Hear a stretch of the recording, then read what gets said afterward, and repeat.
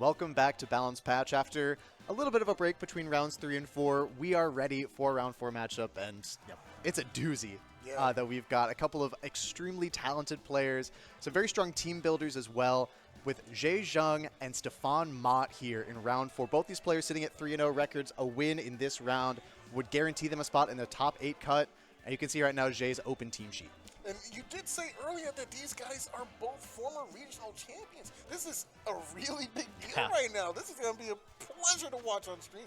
Oh, yeah, and it's such a privilege to be able to cast these kinds of events. You see, for Jay's team, he's got a couple of different, I guess, interesting differences from what you might expect. Things like the Terrafire on Chi Yu, where a lot of players have opted for a much safer ghost terrestrialization to protect from things like fake out and extreme speed.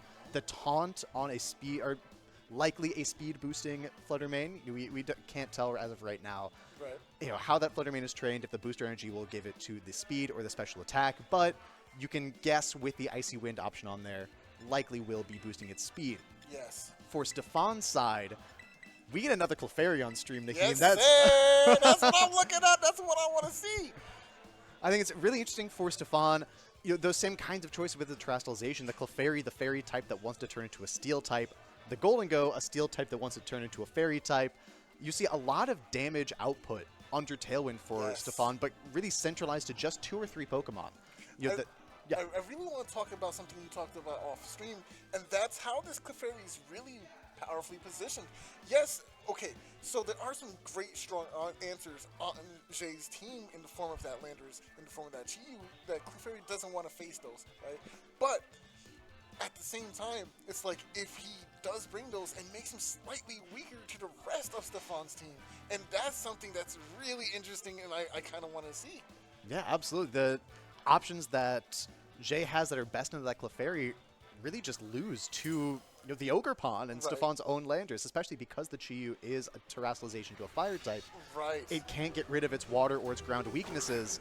As we get started here, and we see it straight away, the Flutter Mane and Chi Yu for Jay Zheng versus the Tornadus and the Wellspring Ogerpon on Stefan Mott's side.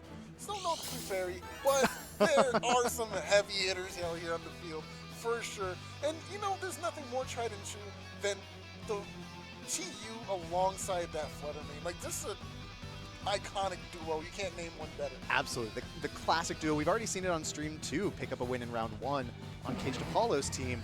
Now, threatening just a ton of damage right away for Stefan, hovering over that terrestrialization button. For Stefan, really wants to make sure that he gets his speed control up with the Tailwind, because that's something that Jay cannot match on his side. Absolutely.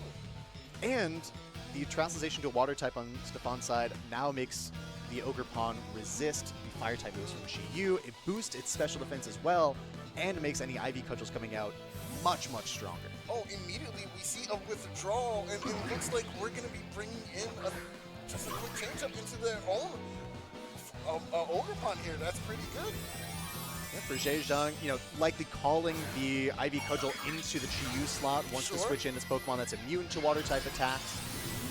For Stefan, though, I don't think we saw him target into that Chi Yu. I think this Ivy Cudgel is going to go into the Flutter Mane. So if there's no Protect on this Flutter Mane, we'll see how much damage a terrestrialized, boosted Ivy Cudgel is going to do. Tailwind does come out here, which is going to make this Ogerpon really fast, and we do see the animation, which means he correctly targeted into that Flutter Mane, and it's going to be, a survival! That, I cannot believe it, hung on, and now we'll be able to get down an Icy Wind for big damage on this Tornadus, and of course Ogerpon getting that chip. How did it survive that? That's crazy! That's incredible, and really, to point to the player cans that we have, you saw Jay. Once he saw the damage that Flutter Mane took, he shook his head. It looks like he knew. He knows how bulky his Flutter Mane is. It looks like Stefan was maybe caught a little bit off guard, as I think we all were. Yes. That's a very, very strong attack for Flutter Mane to survive. But Jay, knowing that his Flutter Mane is trained extremely, extremely well into its defenses, now with the opportunity to terrestrialize his own Ogerpon into the water type, getting its own boost to its Ivy Cudgels. Now, this is a lot of damage coming out from the opposite side of Ogerpon as well, threatening that Landorus for sure. And I don't know. It misses the Tornadus. Could be a very impactful miss, but as we see, even though Stefan got Tailwind up that turn 1, after one Icy Wind, Jay's Flutter Mane outspeeds both of Stefan's Pokemon still. Right, that's because of the speed very booster. important to remember the speed booster, of course. Very important to remember, too, that booster energy is such a powerful item on these ancient form Pokemon. And another big survival! Tornado's not going down, and a Swords Dance coming out. Oh, this is looking dangerous. Wow, Stefan, a very bold play to click Swords Dance in front of an Ogerpon on Jay's side that knows that it has a super effective Grass-type move, the Horn Leech that could come out from Jay's Ogerpon. Could do a lot of damage, but again, both these players knowing their defensive calcs very, very well. The issue is that we still saw Jay's Ogerpon outspeed Stefan's in that last turn, so knowing that without Tailwind, Jay has the faster Ogerpon. Of course, the -2 speed on Stefan's Ogerpon offsetting its Tailwind boost, so it's essentially just back at neutral. Yeah, this is a big think right here. Making a hard decision, just hovering over this move. Is this what we want to see again? Maybe predicting something from the opponent in the form of like a defensive protect or something, but we do see the switch out for an old friend that we would love to see. Clefairy is inbound. Love to see Clefairy come in, and that is going to protect Ogerpon from this Horn Leech damage. The Friend Guard boost coming in huge that turn. Once again, Jay's Ogerpon outspeeding Stefan's. Now the speed advantage here, it is going to be a Sludge Bomb into the Clefairy slot, but bulky enough to survive. Very important here too, though, that Stefan's Ogerpon not trained to be terribly fast, it looks like. Underspeeding both the Ogerpon and the Landers on Jay's side, but just bulky enough that it is able to just put on the pressure, picking up 2 quick knockouts, and forcing Jay into his final 2 Pokemon in the set. GU coming in at a pretty interesting positioning too. Could Terra, I mean, can't Terra, obviously we already used it, but it does threaten that Clefairy.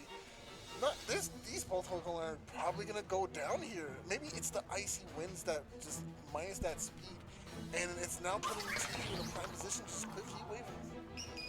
Have the partner hit a Horn Leech, and that's a 2K Pokemon knockout. Yeah, you would think. So we did see, of course, the Ogerpon on Jay's side outspeed his own Landorus, so we'll know that the Ogerpon will also outspeed the GU. The question here is, how did Jay target the Protect on Clefairy? Ivy Cudgel is going to go into that Protect. Oh. Is Stefan's Ogerpon going to outspeed the GU? It does. It will! Ivy Cudgel coming down, it's going to go right into this GU for big damage, and that's got to be a one-hit KO. Wow.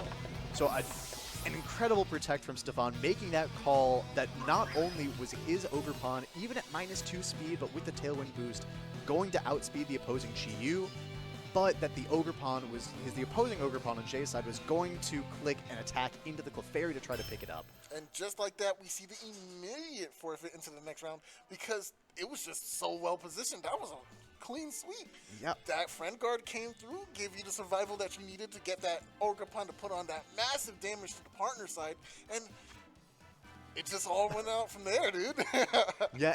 Yeah, I really just want to call attention to those speed interactions, though, because I think that gives us a really big indicator of how these Pokemon are trained and, how they will fare in the next couple of games here. So we saw that the Landorus was able to the Landorus on Jay's side was able to outspeed Stefan's Ogerpon, but the Chi-Yu was not. Yes. Those Pokemon base speeds are only separated by 1 point. Landorus a base 101, Chi-Yu a base 100. So you'd likely think that Chi-Yu may not have a speed boosting nature, or may have been a speed tie with one of those Pokemon for Stefan's side with his Ogerpon.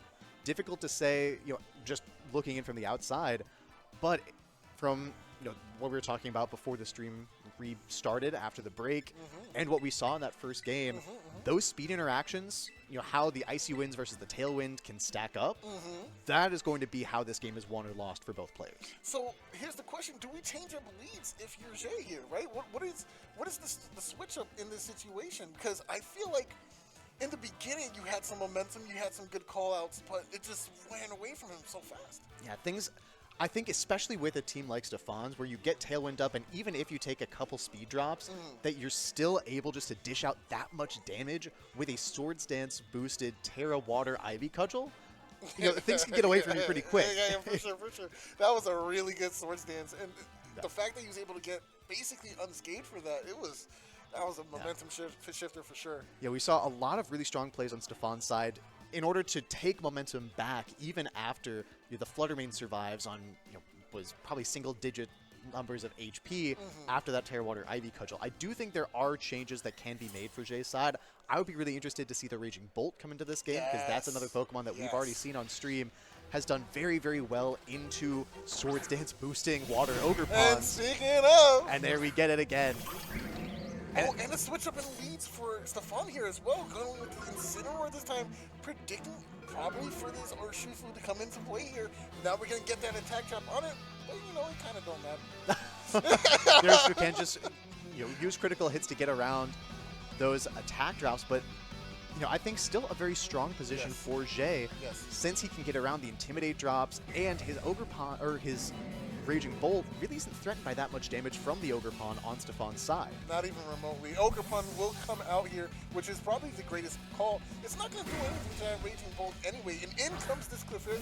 Going to give some bulk to our Incineroar friend here as the close combat comes in, and that is an impressive tank.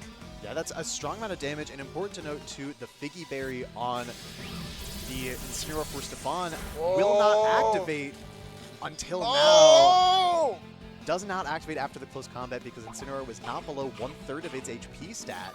Now will activate critical survival on that turn from the Thunderbolt, and does still get the parting shot off even with the paralysis. That was an amazing turn. That Clefairy not only stopped and mitigated the damage of that close combat, but allowed to survive that. What a great play. And now you can save it for later. Incineroar will come back in and drop some more attack. But Ogre Pond safely coming back in again. Yeah, Incineroar in this game, I think, really being used more as a positioning tool than anything else. It really doesn't put on that much damage pressure to the opponent, to any of the Pokemon on Jay's side. But as we just saw in that first turn, the threat of Fake Out is always present, and you get the parting shot to get Ogre Pond back onto the field on the same turn that it switched out. Now next to its best friend Clefairy, and you can just play Follow Me plus a Swords Dance and start getting things rolling with the damage that Ogre Pond can do. This is a scary board to be looking at right now. That Follow Me is very intimidating, and now with this attack raised, this Ogre Pond is going to be dishing out a lot of hurt, and that did nothing. Nothing at all. That's the reason to use this Pokemon, is that the Dark-type Urshifus that are everywhere in this format just cannot touch it. No. Your strongest moves in Wicked Blow and in Close Combat that are both boosted by the same type attack bonus are both resisted by the Clefairy. You cannot sleep on this little pink puffball. It is doing dividends of work here.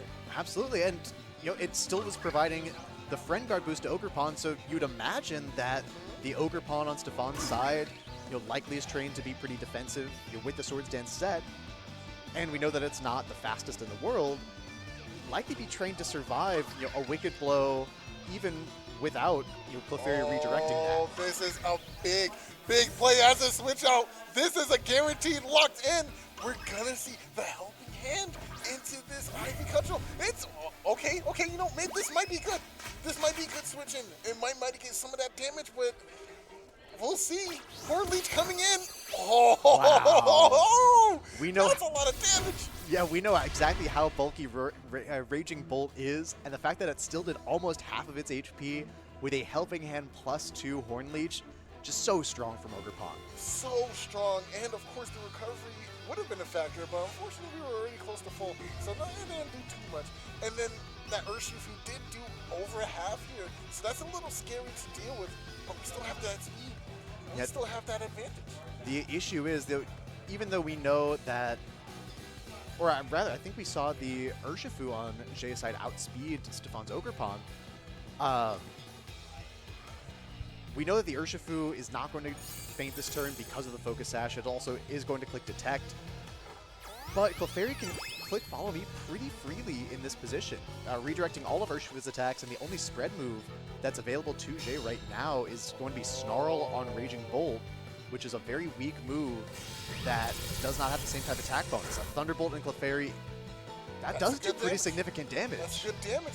Clefairy can probably do one more turn of Follow Me here, which will allow Ogerpon to safely do whatever it wants, but now that you use that Detect on that Urshifu, that's a free slot for me to go ahead and eat.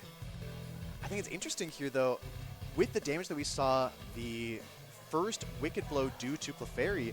Yeah, that was my question, was are we going to see a Terastallization from Jay's Urshifu to potentially pick up this KO on Clefairy? I think it might, with the Terra Dark boost. Smart. Pick up the KO on Clefairy with Wicked Blow through the Follow Me, and then you have a free Thunderbolt that's going to go into the Ogerpon slot if this is able to KO.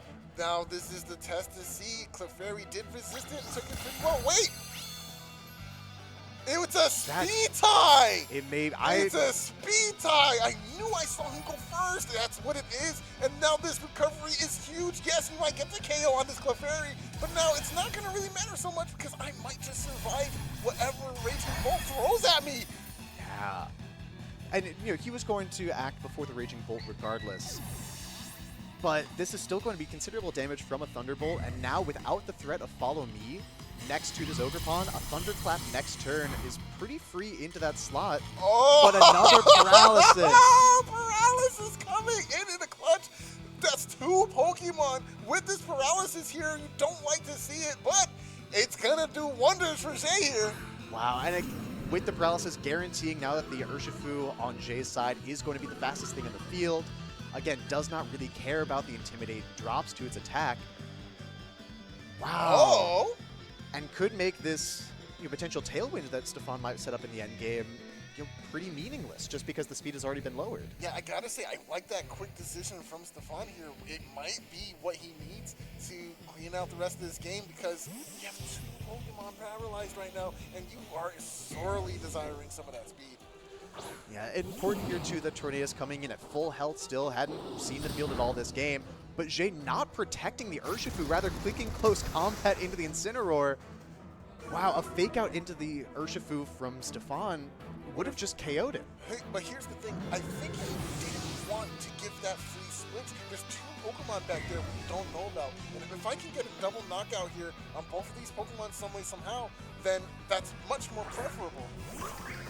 Yeah, and for Jay, an incredible call to say that not only is Incineroar not going to click Fake Out into the Urshifu because that's the obvious play to make to try to pick it up from 1 HP, but that he will also not attack with Ogerpon in that spot, either protecting or switching out, so that the Urshifu can stay on the field again, still be faster than this Ogerpon, guaranteed because of the Paralysis, Yes. and threaten just the KO here with another Wicked Blow.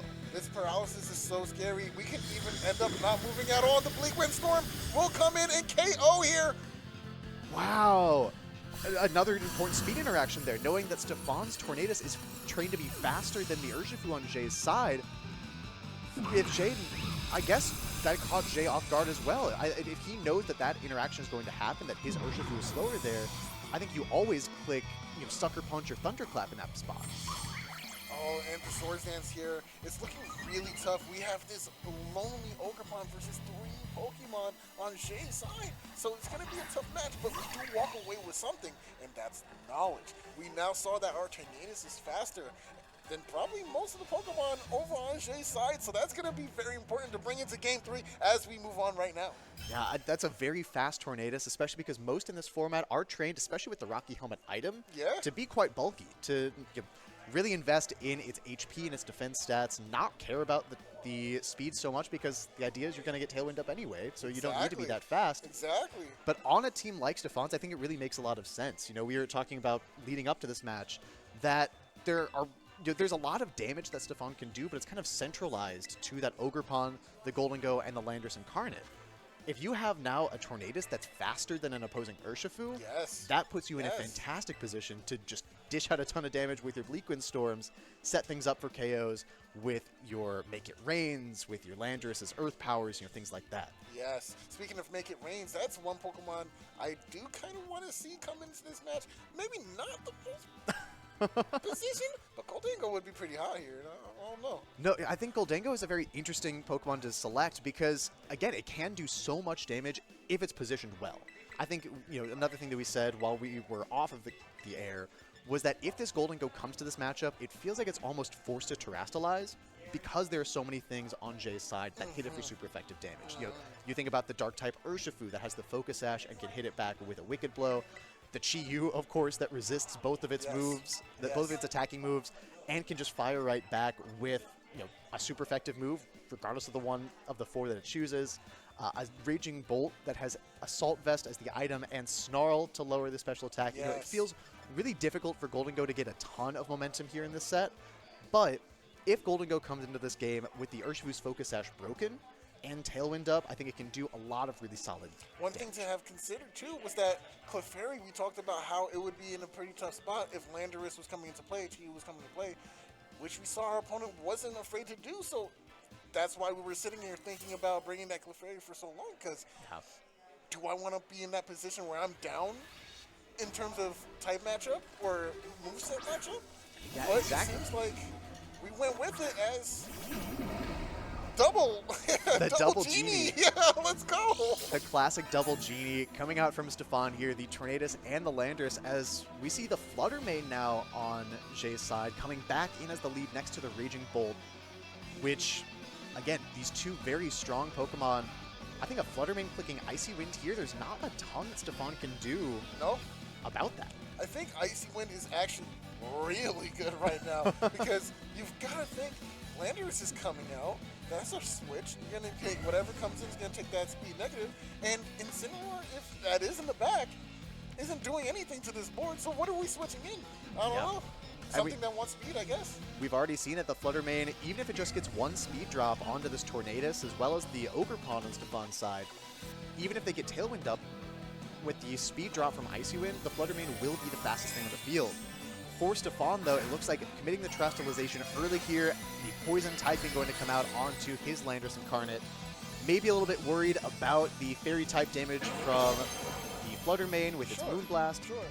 But also just the potential to do a lot more damage with a Sludge Bomb. No Terastallization from Jay's side, though. And the Earth Power coming out, it's going into the... Oh, that's huge! That's so much damage.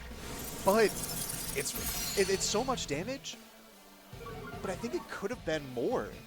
That's just how bulky that Raging Bolt is with the Assault Vest. This is one of the strongest attackers in the format, as it's going to take another Dragon Pulse, or another attack here in the Dragon Pulse, and likely now in range of just a Thunderclap into that slot that allows Raging Bolt now to hit the previously ground-type Landorus with a move. We do see a switch out coming inbound to circumvent that exact situation, but I don't know if this Tornadus is going to be able to put any significant damage on the board for you right now, so just a positioning tool right now. Yeah, the Tornadus clicking Rain Dance on Stefan's side, I think it's a really interesting call. It, of course, gets around a potential Thunderclap into that slot. Thunderclap could have gone into either the Landorus switching into Clefairy or the Tornadus.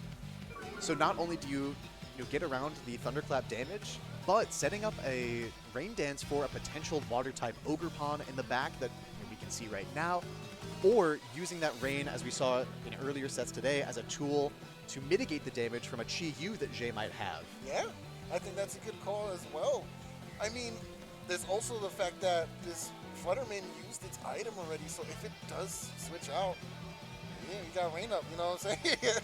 Like, why not? It makes it, yeah, if Jay does have Chi-Yu in the back, it makes it a lot more difficult to switch Flutter Mane out into that Pokemon. You also then set up a position where your Tornadus can now hit 100% accurate Bleak Wind Storms. Exactly. If it comes back into play, as it switches out to Ogerpon now, another Icy Wind comes out. Of course, Flutter Mane going to outspeed this Clefairy. What's interesting is what the move Clefairy went for. Thunderbolt going to go into Clefairy, going to do some decent damage, but how much is this Moonblast going to do? It's not even, wow! Raging Bolt, just the chunkiest fellow. That's two super effective attacks, and, granted, one of them's from a Clefairy. Yeah. But two super effective attacks that Raging Bolt has taken and still is sitting on the field right now, having already forced Stefan to waste a couple turns of Tailwind, making defensive plays and switching around, and just winning damage trades throughout the entirety of this set. Forcing Stefan to reveal all 4 Pokemon already puts Jay in a huge information lead in this position. Yep. And the Protect on Flutter Mane, mitigating any damage that this Ogerpon would have done with an Ivy Cudgel. Some nice damage coming around there too. And it looks like finally, finally, we get our first KO with this Fool's Blast from Clefairy here. But not before it was able to deal damage to every single one of Stefan's Pokemon, minus the Tornadus, which the Fluttermane was able to land a Moonblast on. Yes, and let's look at the stats. Yeah, you still have... Okay, you lost the information war, right? Because all your Pokemon are revealed. You do still have all your Pokemon, but most of them are half health and not looking so great. I mean, you do still have the advantage of the rain with this Ogerpon. You can get a really good Ivy Cudgel out there, but I don't know. It's looking pretty good for Jay's positioning right now. Jay just has so many more resources to work with, and especially with the Focus Sash still remaining on Urshifu. I think, crucially here for Stefan, he does at least threaten a KO onto this Fluttermane, in theory, with an Ivy Cudgel. We saw that the Ivy Cudgel with the Terrestrialization boost was not quite enough to pick up the Fluttermane in Game 1, but the Rain boost is going to provide more increase in damage than the Terrestrialization would. The Fluttermane clicks another Protect, though. Tried to go for double Protect there. If he actually got that, that would have been huge. That would have been an incredible play. I think, though, for Jay, you're almost fine with this turn if Fluttermane goes down. Because depending on what he has in the back, before we see it, but if it's the Landorus that comes out, then you threaten both Pokemon now with just a ton of damage onto Stefan's side. It is going to be the Ogerpon, though. I believe there's one more turn of Tailwind remaining. Yes. So, I think that's something else that Jay had considered is that, you want to just stall out another turn of Tailwind as in any way that you can, just to allow the speed drops to remain on the field. But no, actually, Tailwind, yeah, it did end that last turn. We just saw that it's no longer in effect. So now both of your Pokemon will outspeed both Pokemon that Jay has. Yeah, Tailwind is in fact gone here, so it's not even in play. That's pretty good for Jay as well. Now this might be the fastest thing on the field is that Urshifu. Yeah, we know that now with the speed drops on both of Stefan's Pokemon, that both of Jay's will outspeed, and we now see a Terrestrialization come out here. Now, it really just comes down to which one of Jay's is faster, as the Urshifu will go to the Dark-type Terrestrialization. We've already seen how much damage this Pokemon with this Terrestrialization boost can do. Now the question is, what slot does it go into? Your Protect doesn't matter here, cuz? The Clefairy does Protect on the Ivy Cudgel, so the Protect does matter at least for this turn. At least for this turn. But this Urshifu should still outspeed Stefan's Ogerpon, the Terra Dark Wicked Blow, with the Friend Guard boost. Not going to be enough to survive that hit. Wow, that's so much damage coming from that Urshifu. What a powerful, powerful attack on this Pokemon, man. And now, all of Stefan's Pokemon are at relatively low health. Do they have enough damage output here to win this endgame? I think that's the question. The Clefairy, may or may not be in range of a Terra Dark Wicked Blow here. Is Jay's Ogerpon going to be faster than Stefan's Landorus? I don't believe we've seen that speed interaction yet. We have seen, though, that Jay's Ogerpon is faster than his own Landorus, which I think can give us some information on how that Pokemon might be trained. Sure. But you can't be sure until we see this turn. I think these players, of course, will have to be operating on some inferences, especially in Stefan's position, just trying to take any KO that he can in order to stop the offensive onslaught of Jay's side. Spiky Shield will protect the Ogerpon here. Follow me. Coming out from the Clefairy, gonna draw that attack from this Urshifu. And of course the Sludge Bomb. Okay, so it is faster. Or the Landorus at least is faster than Jay's Urshifu. Right. It'll come down to the Ogerpon if Clefairy remains on the field this turn. And that's a big survival. Clefairy's sticking around still. Got one more turn to follow me in there. But now we have to figure out, is this Landorus faster than this Ogerpon? Yeah, if Ogerpon on Jay's side is faster, then that puts him in a very commanding position. He's able to KO either Landorus or Clefairy, depending on if Stefan clicks Follow Me this turn, before knocking out the other one with the Urshifu. And he's guaranteed to have either both Pokemon sticking around after this turn, or the Urshifu at full health with the Focus Sash still intact depending on the targeting that Stefan has. What was once Jay's clear lead, now it's looking like a bit of a toss-up. Yeah, there's a position here where Stefan, if he gets this turn exactly correct with the targeting from this Ivy cudgel, not able to get that correct. No, follow me! Oh, what a decision that was. Landorus will go down here, but we do have one more Pokemon in the back, but I can't imagine this Clefairy sticking around much longer either.